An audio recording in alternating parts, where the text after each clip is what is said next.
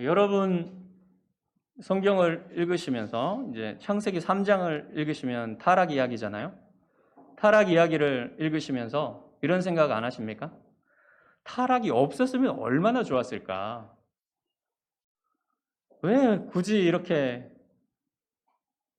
죄가 들어와 가지고 이렇게 고통스럽고 슬픔이 많은 세상이 되게 하셨을까? 그런 생각을 하시죠. 그런데 정말 좋았겠죠. 죄가 없었으면. 근데 하나님은 인간을 지으시기 전에, 창조하시기 전부터 이미 사람이 죄에 빠질 것을 알고 계셨어요. 그리고 사람을 창조하시기도 전에 사람을 구원하시는, 구속하시는 계획을 이미 다 세워 놓으셨습니다. 그렇기 때문에 우리가 이 타락 이야기를 읽을 때 하나님이 우리에게 가르쳐 주시고 계시하고자 하시는 것이 단지 이 타락 때문에 우리가 안타까워하고 왜 타락했을까? 왜 죄가 들어왔을까? 이런 것을 안타까워하는 것이 아니라 하나님이 이 타락 이야기를 통해서 하나님 자신에 대해서 우리에게 알려주시고자 하시는 것이 있어요. 그것을 알아야 되겠다 하는 마음으로 이 타락 이야기를 접하면 좋겠습니다. 그래서 오늘 저는 이 타락 이야기를 통해서 여러분에게 하나님이 여러분에게 전해주시는 복음, 기쁜 소식이 무엇인지를 말씀드리고자 합니다. 자, 뱀이 먼저 하와를 유혹하죠. 하와는 둘 중에 더 약한 부분이었어요. 사탄이 꾀기에. 왜냐하면 하와가 직접 하나님의 명령을 받지 않고 아담이 먼저 받았기 때문에. 그래서 하와를 공격하는 것이 더 쉽겠다 생각해서 이 교활한 사탄이 뱀을 조종해서 하와를 공격하는 것입니다. 근데 뱀이 하와를 공격할 때 뭐부터 하는지 보세요.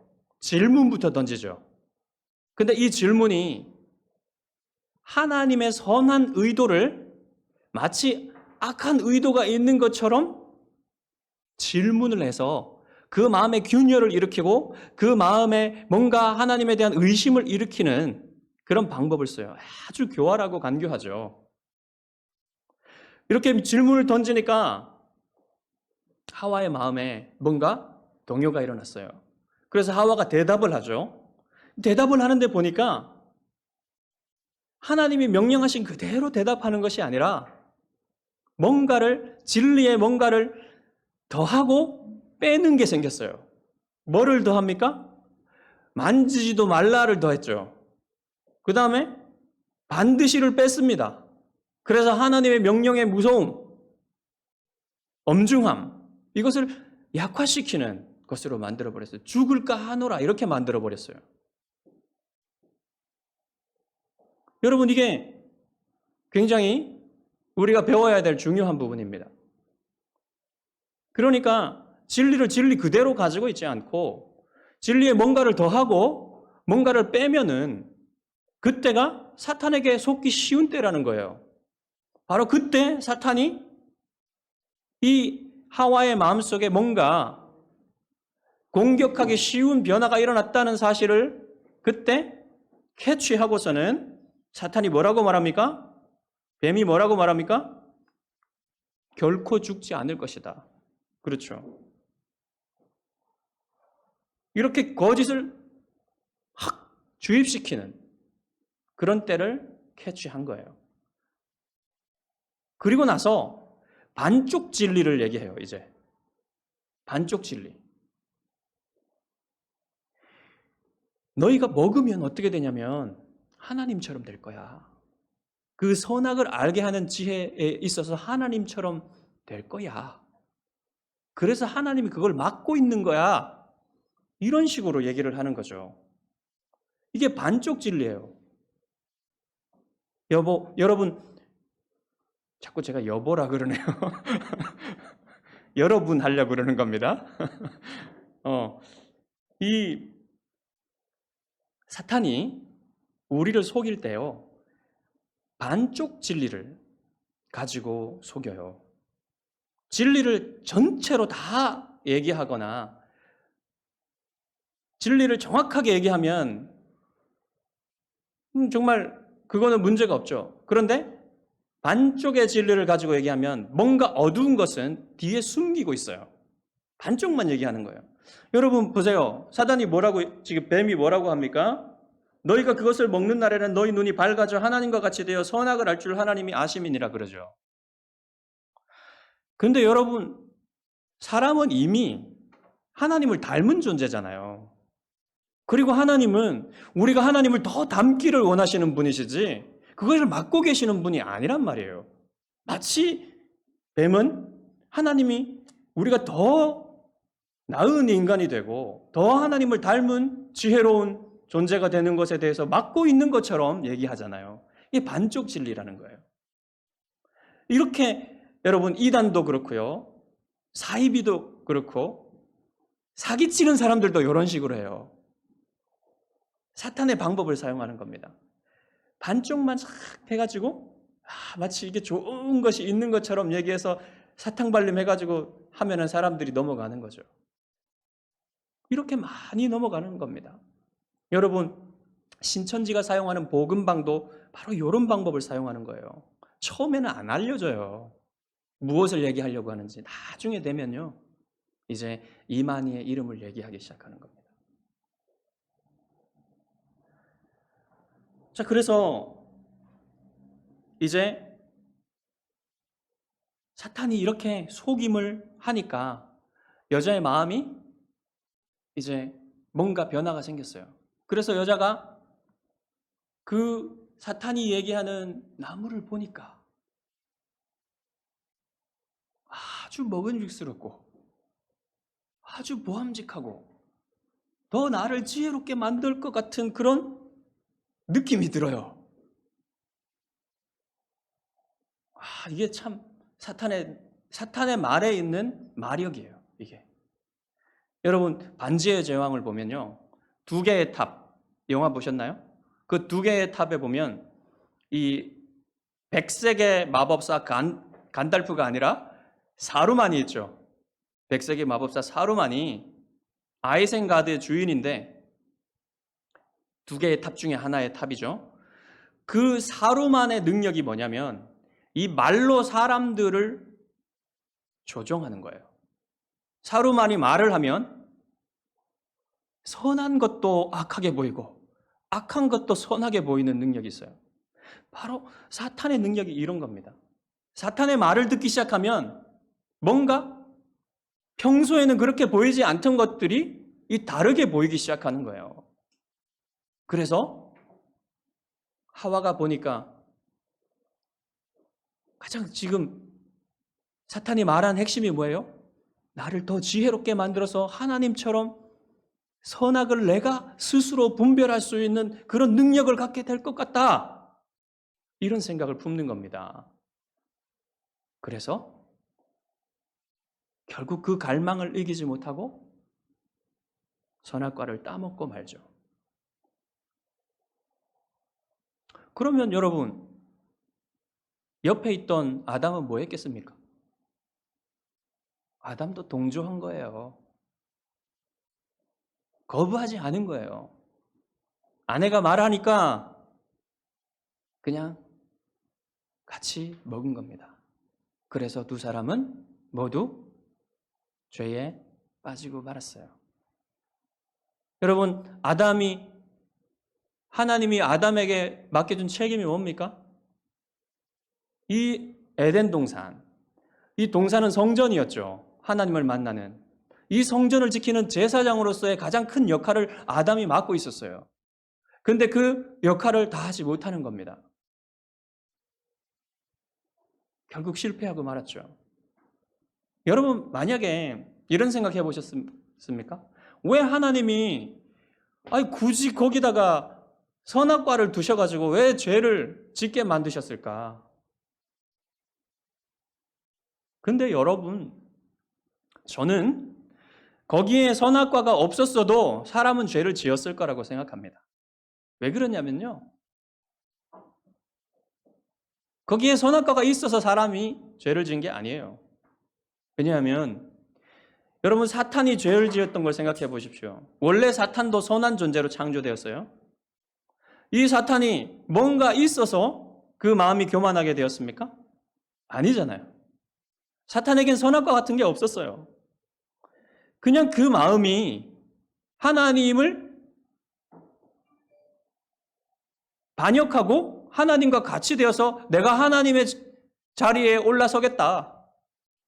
이런 마음을 품게 된 거예요. 그러니까 인간도 얼마든지 선악과가 없이도 얼마든지 또 사탄의 유혹을 어떻게든 받을 수 있는 거죠. 그러니까 선악과는요, 그것 자체로 하나님이 인간이 죄짓게 만든 원인 된 게 아니에요. 그것이. 오히려 사람들은 동산 중앙에 있는 그 선악과를 보면서 자기에게 명령을 내리시는 하나님이 존재하신다는 사실을 늘 그것을 보면서 깨닫게 되는 겁니다. 오히려 은혜의 선물이에요, 그것이. 자, 그래서 이제 아담과 하와가 선악과를 따먹었으니 하나님이 그대로 두면 안 되시잖아요. 자녀들이 범죄를 했는데 그냥 놔둔다면 그 자녀가 아니잖아요. 하나님이 반드시 이것을 다루셔야 되잖아요. 이 자녀들을 그냥 그대로 내버려 두신다면 그거는 아버지가 아니에요. 이것도 자녀들이 아니에요. 징계를 안 한다면 그건 자녀가 아닌 것이죠. 그래서 하나님이 이 부분을 반드시 다루십니다. 다루시기 위해서 이제 하나님이 오세요. 뭐라고 합니까? 동산에 바람이 분다 그러죠. 이 성경에서 바람이 부는 건요, 하나님의 임재의 상징이에요. 이 바람이 불면서 하나님이 동산에 거니시는데 이 발걸음 소리를 듣고 사람들이 여호와의 얼굴을 피하여 숨었다 그랬어요. 나무들 사이로. 여러분, 죄는 이런 속성을 가지고 있습니다. 하나님의 얼굴을 피하여 두려워서 숨는 속성을 가지고 있어요. 죄를 지으면. 그래서 여러분, 뱀도 피하고 아담도 피하고 하와도 피하고 다 피했습니다. 근데 하나님이 누구의 이름을 먼저 부르는지 보십시오. 아담의 이름을 먼저 부르세요. 아담아, 네가 어디 있느냐? 왜 그랬습니까? 하나님이 아담에게 가장 큰 책임을 주셨던 거예요. 근데 그 아담이 지키지 못했으니 아담을 먼저 부르시는 거죠. 근데 여러분, 하나님이 아담에게 다가가시는 모습을 보세요. 어떻습니까? 엄격한 재판장, 무서운 재판장의 모습으로 아담에게 다가갑니까? 아니죠. 대화를 하시면서, 말을 거시면서 안타까운 마음으로, 죄를 지은 아들에게 안타까운 마음으로 아버지가 그 죄를 다루고자 하는 모습으로 그렇게 다가가시는 모습 보이지 않습니까, 여러분? 하나님 그런 분이에요. 그렇게 다가오십니다. 근데 여러분, 이렇게 다가오시는 하나님에게 사람들은 어떻게 합니까? 다 남 탓해요. 아담은 하나님과 하와 탓하고 하와는 뱀 탓을 합니다. 어떻게 했습니까?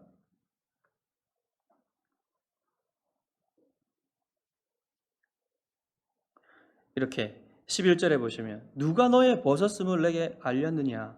내가 내게 먹지 말라 명한 그 나무 열매를 내가 먹었느냐? 이렇게 질문을 하시니까 아담이 뭐라 그럽니까? 하나님이 주셔서 나와 함께 있게 하신 여자, 그가 그 나무 열매를 내게 주므로 내가 먹었나이다. 하나님 탓을 먼저 하죠. 그 다음에 여자 탓을 하죠. 아내 탓을 하죠. 자, 그 다음에 하와는 뭐라 그럽니까?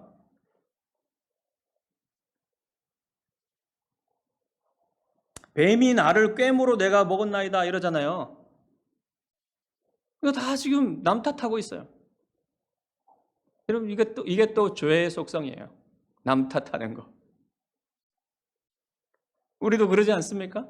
될 수 있으면 좀 내 죄를 좀 숨기고 이게 남 탓으로 돌릴 수 있으면 좋지 않을까? 이렇게 생각하잖아요. 근데 여러분, 이 남 탓하는 거는 결국은 하나님 탓하는 거예요.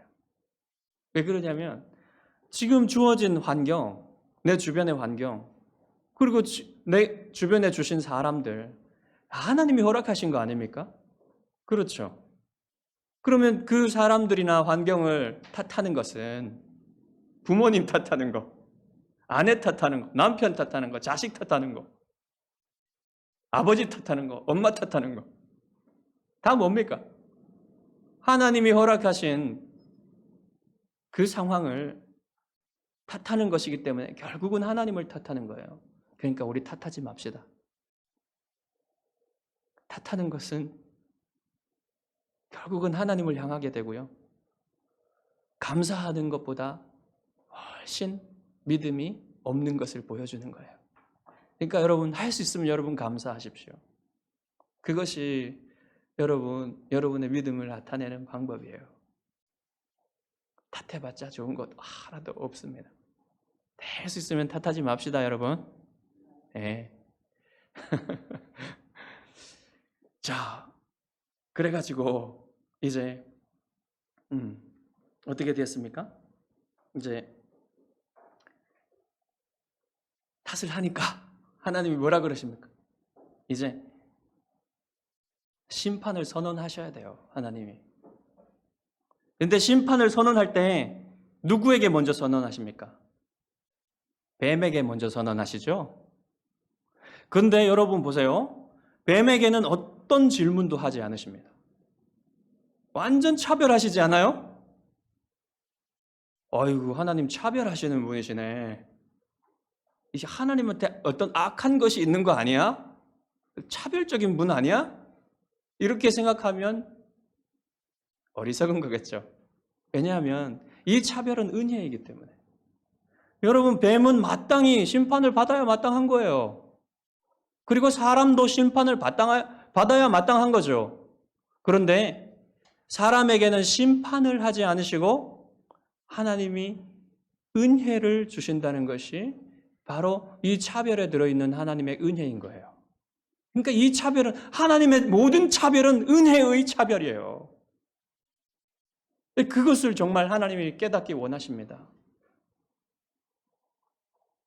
뱀에게 하나님이 이제 저주를 하시는데 그 핵심은 배로 기어다니고 흙을 먹을 것이라는 거예요. 살아있는 동안. 여러분, 배로 기어다니면서 흙을 먹을 것이다. 구약 성경에서 흙을 먹는다는 이 표현은 비참함과 굴욕과 완전한 패배를 뜻합니다. 항상. 그러니까 사탄은 비참하게 되고 굴욕을 당하게 될 것이고 완전히 패배하게 될 것이다라는 말이죠. 그런데 살아있는 동안이라는 전제가 붙어요. 그것은 무엇입니까? 하나님이 지금 바로 당장 사탄을 어디에다 가두시고 지옥에다 가두셔서 아무 활동을 하지 못하게 만드시는 것이 아니라 살아있게는 하신다는 거죠. 그 시간이 여러분, 우리 인류에게는 구원의 시간입니다. 근데 하나님이 그 구원의 시간 동안, 하나님이 인류를 구속하시는 그 시간 동안 사탄이 활동하게 두신다는 거예요. 그래서 그때는 하나님의 자녀들에게도 고통이 있는 거예요. 고통을 피할 수가 없어요. 슬픔을 피할 수가 없어요. 우리의 구속의 시간은 고통으로 채워지게 마련이에요. 슬픔으로 채워지게 마련이에요. 사탄이 활동하는 시기입니다. 하나님의 더 큰 뜻을 위해서 하나님이 이렇게 하셨어요.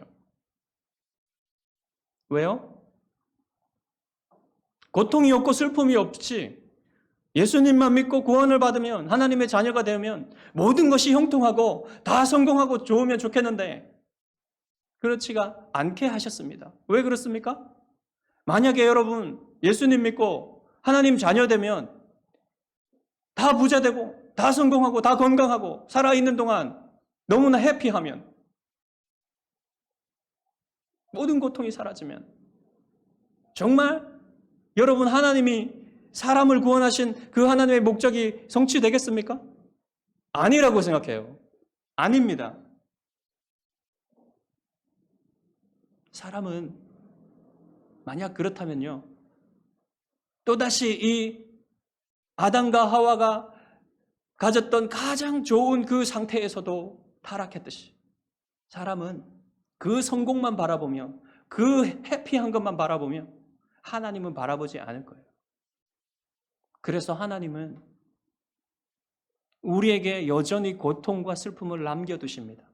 이 구원의 시간에는, 이 땅에 사는 시간 동안에는 하나님 그렇게 하기로 작정을 하신 거예요. 그런데 여러분, 이 구원의 시간, 구속의 시간 동안에 여자의 후손과 뱀의 후손이 갈라집니다. 그렇죠? 여러분 15절에 보세요. 내가 너로 여자와 원수가 되게 하고 내 후손도 여자의 후손과 원수가 되게 하리니 여자의 후손은 내 머리를 상하게 할 것이요 너는 그의 발꿈치를 상하게 할 것이니라. 이렇게 지금 저주를 하시죠. 뱀을. 그 뱀을 저주하시는 이때에 하나님이 여기에서 엄청난 구원의 약속을, 구속의 약속을 지금 하고 계시는데, 여러분 여기에는 여자의 후손과 뱀의 후손이 갈라지는 것을 포함하고 있어요. 그럼 여자의 후손은 누구입니까? 여자의 후손은요, 이 여자가 누구예요? 뱀에게 유혹받았던, 그래서 범죄했던 사람이잖아요. 이 사탄의 말을 듣고 사탄의 그 말을 갈망하는 그런 사람이었잖아요. 그런데 하나님이 이 여자를 회복시키시고 이 여자를 구속하시면서 이 여자로 하여금 사탄의 말을 갈망하던 이 여자를 이제 하나님을 갈망하게 하고 하나님을 사랑하게 하고 하나님의 말씀을 사모하게 하는 그런 사람들로 바꾼단 말이에요. 그 사람들이 바로 여자의 후손들이에요. 믿음을 가진 사람들. 그리고 뱀의 후손은 누구입니까? 뱀의 후손은 사탄의 말을 듣고 사탄을 따라간 사람들. 그래서 사탄의 말을 듣고 사탄의 지배를 받고 하나님을 미워하고 하나님을 대적하고 하나님의 말씀을 대적하는 사람들이 이 뱀의 후손들인 거예요. 그런데 여러분 여기서 후손은 씨라는 말입니다. 씨. 히브리어로 씨인데 이 씨는요, 개인을 뜻하기도 하고요, 공동체를 뜻하기도 하고요, 가까운 데를 뜻하기도 하고 먼 데를 뜻하기도 합니다. 그러니까 여러분 여자의 후손이라는 말은, 여자의 씨라는 말은 누굽니까? 처음에는 가깝게는 아벨과 셋. 그렇죠. 이 하와가 낳은 가인은 뱀의 후손이 되었습니다. 근데 아벨과 셋은 여자의 후손인 거예요. 그리고 멀게는 누굽니까? 아브라함과 이스라엘. 개인과 공동체. 이 다 포함하는 거예요. 그리고 더 멀게는 누굽니까? 여자의 후손은 예수 그리스도십니다. 그리고 어디까지 바라보냐면 예수님을 통해서 새롭게 된 교회, 하나님의 자녀들인 교회까지 바라보게 하는 단어예요. 이게 이 여자의 후손이. 자, 근데 여러분 이 여자의 후손이 뱀의 머리를 상하고 뱀은 그 발꿈치를 상할 것이다 그러죠. 그럼 여러분 이것은 무엇입니까? 예수님이 뱀의 머리를 상하게 할 것이라는 것은 사탄과의 싸움에서 완전한 승리를 거둘 것이라는 거예요. 근데 예수님도 발꿈치를 상할 것이라 그랬죠. 그렇죠. 예수님도 십자가에서 고통을 당하셨습니다. 그러면 여러분, 여자의 후손들인 우리, 예수님을 통해서 새롭게 된 공동체인 우리 교회는 어떻습니까? 우리가 예수님의 길을 따라간다는 것은 예수님이 영광을 얻으시기 전에 발꿈치를 상했듯이 고통과 희생이 우리에게 있다는 거예요. 이 땅을 살아가는 동안 고통과 희생이 우리에게 있다는 겁니다. 그것을 이상하게 여기지 말아야 돼요. 우리가 영광을 얻으려면 고통과 희생도 같이 겪어야 한다는 사실을 이 말씀이 이미 보여주고 있습니다. 그래요. 교회는 그렇습니다.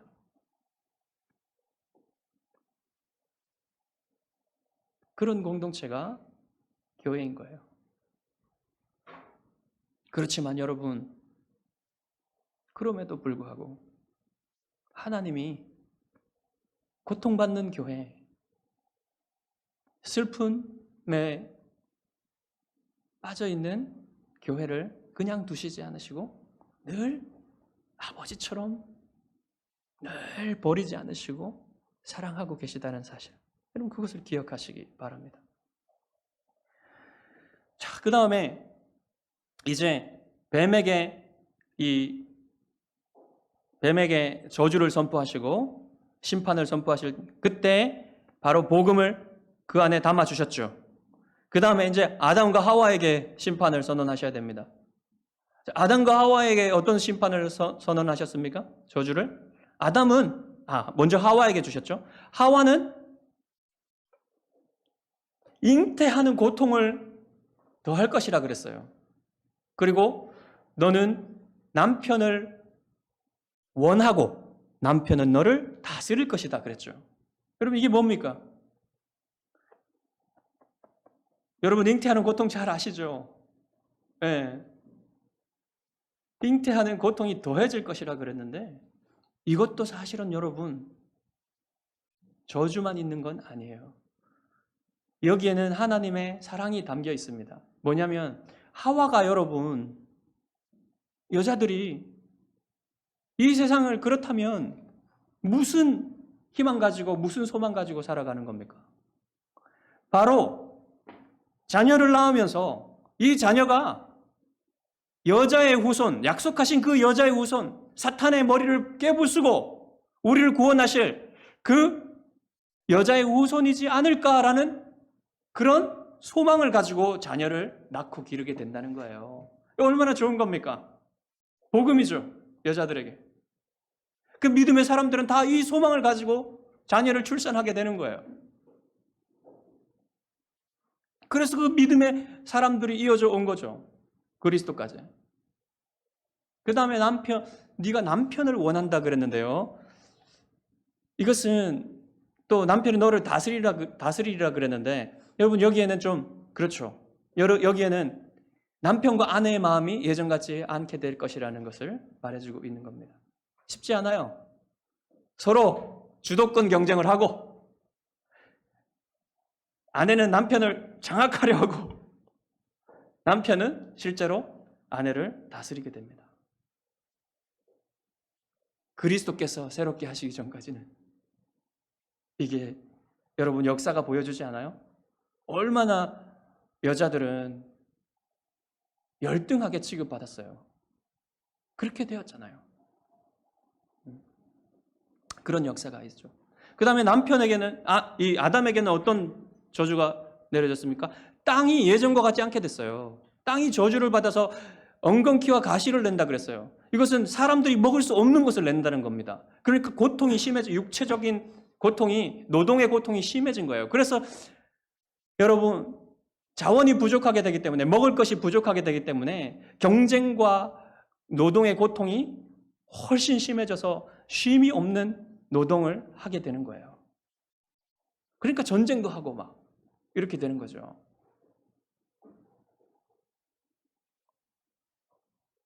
그런데 또 하나가 주어집니다. 뭐라고 그럽니까? 너는 흙으로 돌아가. 너는 흙이니 흙으로 돌아갈 것이니라 그러죠. 여러분 이것도 저주인 동시에 복음입니다. 왜 그러냐면 여러분 죄 있는 상태로 계속 산다는 것은 얼마나 고통스럽고 슬픔이 많고 회한이 많은 삶인가요? 그것을 영원히 산다면 얼마나 힘들겠습니까? 끊어주는 거예요. 죽음은 죄의 고통에서 벗어나는 문이에요. 자유로 들어가는 문입니다. 하나님의 자녀들에게는. 그리스도인들에게는 죽음이 여러분 자유케 되는 시작인 거예요. 여기에도 하나님의 복음이 들어있는 거죠. 그러니까 여러분 우리의 인생은요 사명이 끝날 때까지는 사는 거예요. 하나님이 맡겨주신 사명. 그러니까 우리에게 인생은 사명의 시간이 되는 것이죠. 그 사명이 끝나면 가는 겁니다. 자, 이제 하나님이 저주를 다 했어요. 그 다음에 이제 아담이 어떻게 하는지 보세요.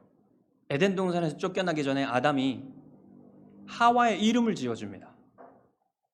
여러분, 근데 이것은 뭐냐면 하나님이 아담과 하와의 믿음을 회복시켜 주시는 모습을 보여줘요. 왜 그러냐면 보세요. 아담이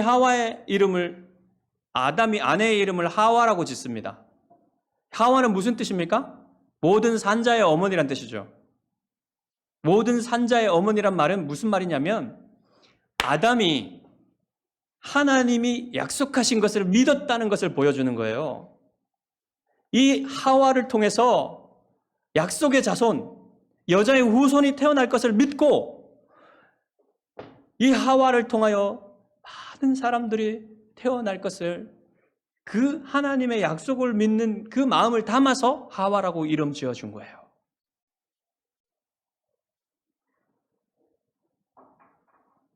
그래서 아담과 하와의 믿음은 회복된 것입니다. 그 다음에 하나님이 또 하신 일이 있어요. 아담과 하와를 위해서 가죽옷을 입혀주셨다 그랬죠. 자, 이 가죽옷은 뭡니까? 동물을 잡아서 피를 흘려서 입혀주셔야만 했죠. 그러니까 여러분, 아담과 하와가 죄의 수치를 가리기 위해서 무엇을 입었다 그랬어요? 무화과나무 잎으로 치마를 입었다 그랬죠. 근데 이것은 그들의 죄의 수치를 다 가려주기에는 충분치 않은 것이었어요. 그래서 하나님은 이들의 죄의 수치를 충분히 가려줄 만한 옷을 입혀주시는 겁니다. 근데 여러분, 이것은 무엇의 그림자입니까? 예수 그리스도로 희생의 피로, 예수님의 피로 우리에게 예수님의 의로 옷 입혀주실 것에 대한 그림자예요. 이것을 이미 여기서 보여주시는 겁니다. 하나님이. 이것을 쫓겨나기 전에 하나님이 주시는 거죠. 자, 그 다음에 하나님이 아담과 하와를 쫓아내십니다. 쫓아내세요. 쫓아내시는 모습도 여러분 중요한 복음이 들어 있습니다. 여러분, 쫓아내시고 나서 에덴의 동쪽에 그룹과 두루 도는 불칼을 두셨다 그랬죠. 그렇죠? 이 그룹과 두루 도는 불칼을 어디서 발견할 수 있습니까? 성막과 성전에서 발견할 수 있어요. 여러분, 하나님이 성막을 만드실 때 에덴의 동편에 두셨다 그랬죠? 동편의 문에 그룹을 수놓아서 만들죠. 그 다음에 성소에 가면 성소의 휘장에 그룹을 수놓았어요. 그 다음에 성소와 지성소를 막는 그 휘장에 그룹을 수놓았어요. 그리고 그 안에 들어가면 하나님의 언약궤에 그룹이 날개를 펴고 두 그룹이 있죠. 다 뭡니까? 하나님께 가는 길을 막고 있는 거예요. 그룹이.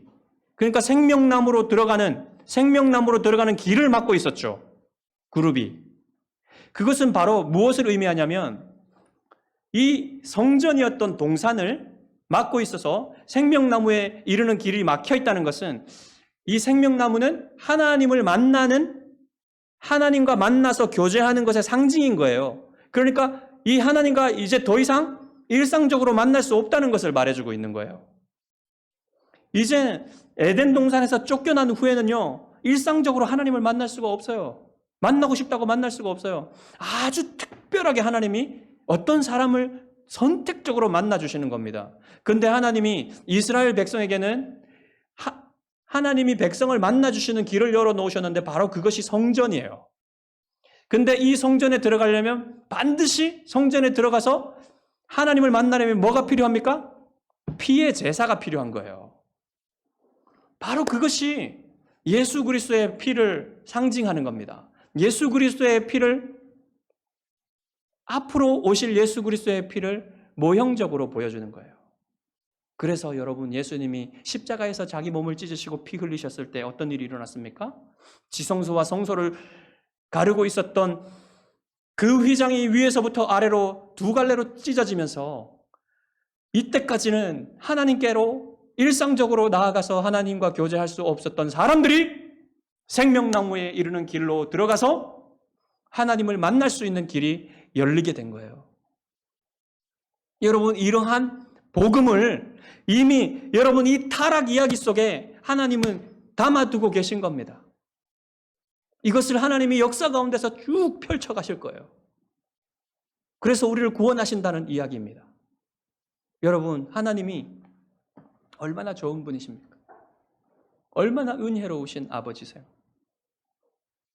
이 타락한 단 한 개의 금지 명령밖에 주시지 않은 하나님께 반역한 이 사람 아담과 하와에게도 이렇게 대하시는 하나님이신데 여러분, 우리를 어떻게 대하시겠습니까?